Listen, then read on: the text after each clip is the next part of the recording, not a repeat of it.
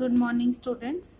Today we are going to discuss the next topic of alternating current, that is AC circuit containing capacitor only. So we are going to discuss a circuit in which a capacitor is connected with the source of alternating current. Okay. So हमने ये देखना है कि current जो है वो capacitor में कैसे फ्लो करता है जब हम उसे कनेक्ट करते हैं with the source of alternating EMF. So here is the circuit diagram, same will be discussing here. So what's there, firstly the circuit. What is the circuit? Simple, a capacitor connected with the source of alternating EMF. Alternating EMF का एक source है, circle में आप देख रहे हो, that is the source of alternating EMF. It has been connected with the capacitor. Capacitor, you know, it is a device which is used to store the charge. We studied it in the first unit. Okay. Now, suppose let us consider a circuit containing a capacitor and source of alternating EMF, and suppose that the alternating EMF that we have connected is given as E is equal to E0 sine omega t. You know, alternating EMF is given as E is equal to E0 sine omega t, where E0 is the peak value of EMF. Okay.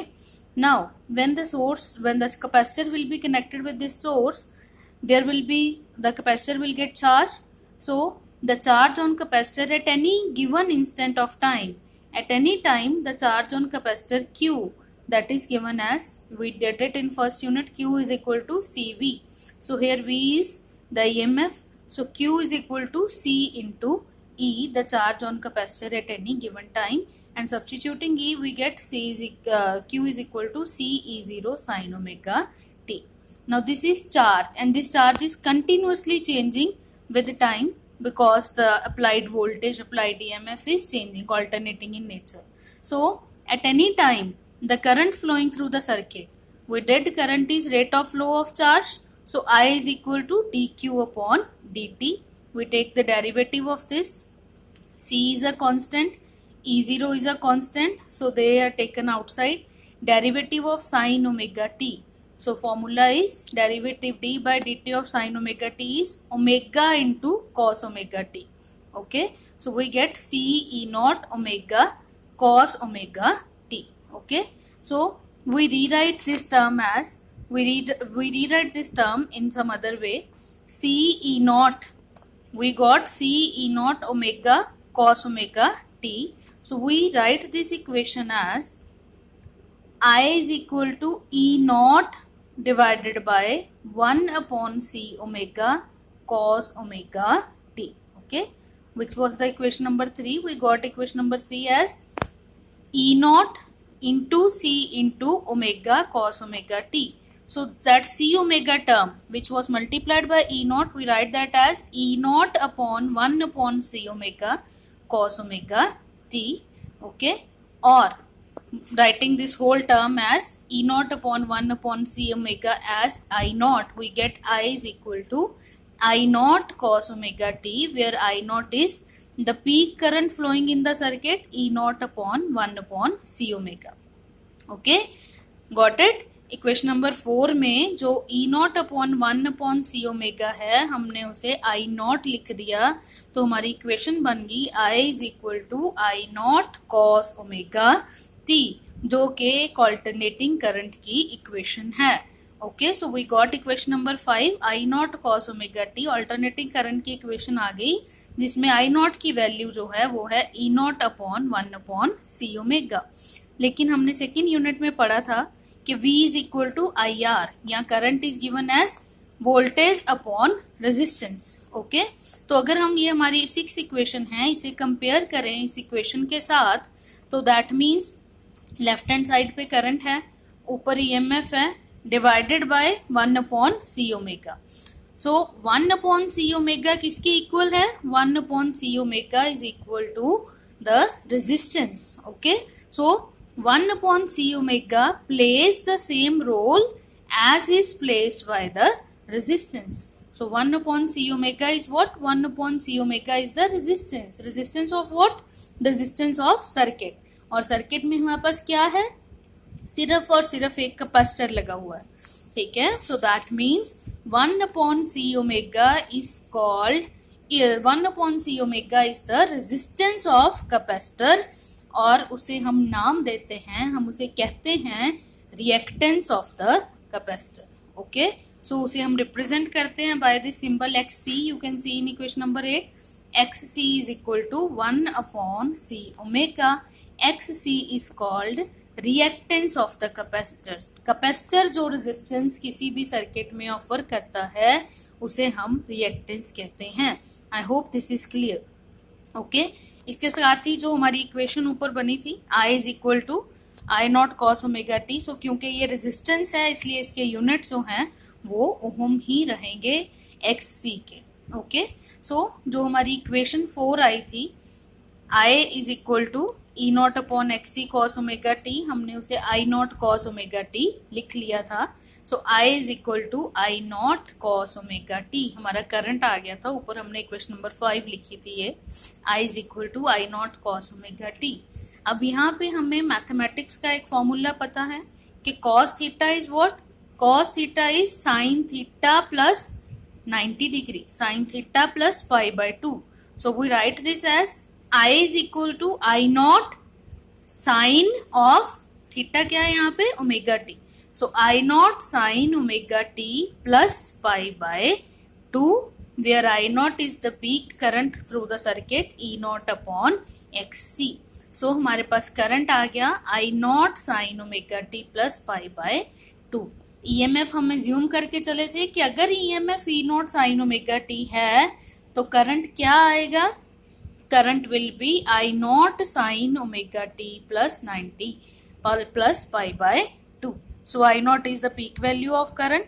सो इससे हमें क्या पता चलता है, अगर हम first और 10th equation को कंपेयर करें, सो दोनों ऑल्टरनेटिंग है, ऑल्टरनेटिंग EMF ऑल्टरनेटिंग करंट आ गया, but the difference is what, EMF is sine omega T, लेकिन करंट क्या आया sign omega T plus 90 degree. Okay, तो हम इसे क्या कहते हैं, वी से कि ऐसे सर्किट में जिस सर्किट में सिर्फ कैपेसिटर लगा हुआ है, so from these two equations we see कि करंट जो है वो हमेशा ही वोल्टेज से, वोल्टेज ओमेगा टी एंगल पे चल रही है, तो करंट कितने एंगल पे चल रहा है, omega T plus pi by 2। Okay, हम इसे लैंग्वेज में कहते हैं कि the current leads the voltage in circuit by pi by 2। There is a phase difference of 90 degree between voltage and current, but आगे कौन चल रहा है, आगे करंट चल रहा है, current leads the voltage by an angle of pi by 2। अगर हम इसका वेव फॉर्म देखें तो वो ऐसे आएगा, you can see the blue line is indicating the voltage and purple line is indicating the current. जब EMF 0 है उस टाइम पे सर्किट में करंट मैक्सिमम है, जब EMF मैक्सिमम हुई करंट 0 हो गया, EMF वापस 0 हुई करंट नेगेटिव डायरेक्शन में मैक्सिमम हो गया। At any point of time current EMF से 90 डिग्री आगे चल रहा है, there is a phase difference of 90 degree and current is leading the voltage by an angle of 90 degree. Okay, is that clear? So this is the main thing, this is the main concept of the article, that current leads the voltage in the circuit by an angle of pi by 2। Capacitor में जब capacitor लगा हुआ है तो current alternating current EMF से 90 degree आगे चलेगा। और phasor diagram you know, phasor in terms of phasors we represent, so the phasor diagram is as shown here. You can see कि ये हमने 2 एरोस बना रखे हैं। सो पहला जो बड़ा वाला एरो है that is indicating E0 sign omega T, वो हमारी ऑल्टरनेटिंग EMF को रिप्रेजेंट कर रहा है, और छोटा वाला एरो जो है वो I0 sign omega T plus pi by 2 है। सो E0 जो E है, E का एंगल है ओमेगा टी, और उसके आगे फिर 90 डिग्री एंगल पे करंट चल रहा है। So this is called the phasor diagram, that total angle of current is omega t plus pi by 2 and of voltage is omega t। okay, so this is important, this is called phasor diagram। moreover आप देख सकते हो magnitude जो है वो E का ज्यादा है और I का कम है, क्योंकि हमने क्या लिखा, I naught is E naught upon X C, so E naught से उसका वैल्यू कम होगा, सो आई नॉट जो है that is smaller in magnitude, it is represented by the smaller arrow, and E naught is represented by a bigger arrow. Okay, is that clear? So that's all about capacitor and the current AC circuit flowing through the capacitor. There is one another important concept or conceptual question related with this part कि हम generally कहते हैं, एक conceptual question आता है कि capacitor जो है वो डीसी को ब्लॉक कर लेता है लेकिन एसी को ब्लॉक नहीं करता, तो how do we explain? Capacitor blocks DC, direct current जो है हमने पीछे किया कि चार्ज को स्टोर कर लेता है जब हम उसे बैटरी के साथ कनेक्ट करते हैं, ठीक है। So capacitor blocks DC while not AC, so how do we explain this? So हमें पता है, हमने किया दो इंपॉर्टेंट कंसेप्ट किए, एक रेजिस्टेंस ऑफ कैपेसिटर और दूसरा कि करंट वोल्टेज से आगे चल रहा है। Okay, so we know that resistance of capacitor is given as XC is 1/C omega.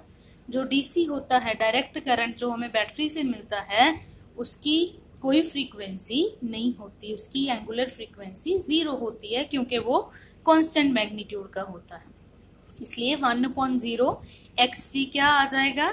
XC will be infinite, और जब XC इनफाइनाइट होगा, ठीक है, सो XC इनफाइनाइट है DC के लिए, लेकिन AC के लिए ओमेगा की कुछ वैल्यू है, C की कुछ वैल्यू होगी, सो XC की वैल्यू होगी बट कुछ फाइनाइट वैल्यू होगी। सो DC करंट को जो कैपेसिटर है वो इनफाइनाइट रेजिस्टेंस देता है, वाइल AC को रेजिस्टेंस ऑफर करता है लेकिन कंपैरेटिवली कम। सो क्योंकि डीसी को इनफाइनाइट रेजिस्टेंस ऑफर करता है, वी से दिस एज के a capacitor blocks DC. Okay, so this is a very important concept related with this part. Okay, so that's all about capacitor. I hope that the thing is clear to you. Okay, so that's all about this part. See you again with some other topic.